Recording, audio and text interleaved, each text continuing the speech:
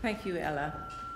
Like my colleagues Ruby and Carrie Ann here today, I am witness to the positive changes and improvement in patient care that is occurring in my unit thanks to nursing best practice guidelines.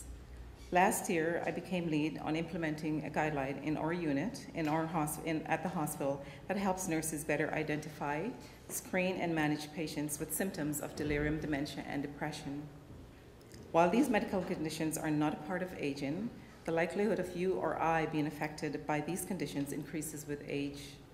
This burden increases as our population grows older. In healthcare, there can be a tendency to dismiss symptoms as part of old age, but we know that these symptoms go unnoticed, or when they go unnoticed, our patients and their quality of life suffers. We know that cognitive function suffers, and so early intervention is very important. At St. Michael's, we have made improving care to patient diagnosis with these symptoms and conditions a priority. By using simpler interventions, we can intervene early to treat and patients, and in some cases, completely reverse the conditions.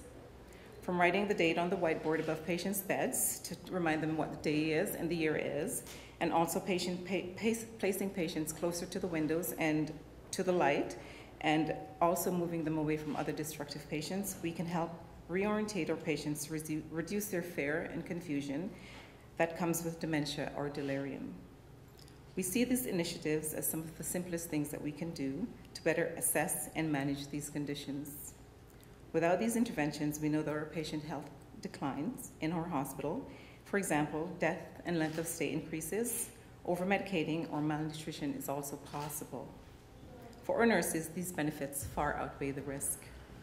After attending her best practice guideline education on delirium, dementia, and depression in older adults, 14cc nurse Louise Bolt put her learning into action when a long-stay elderly patient fell out of bed.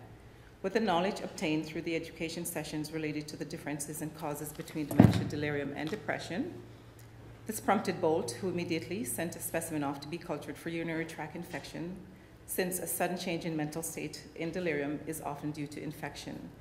The positive culture result led to the patient being treated with antibiotics for UTI. We use this example in our 14DD classes, but more importantly, the success story reinforces how best practice evidence improves outcomes.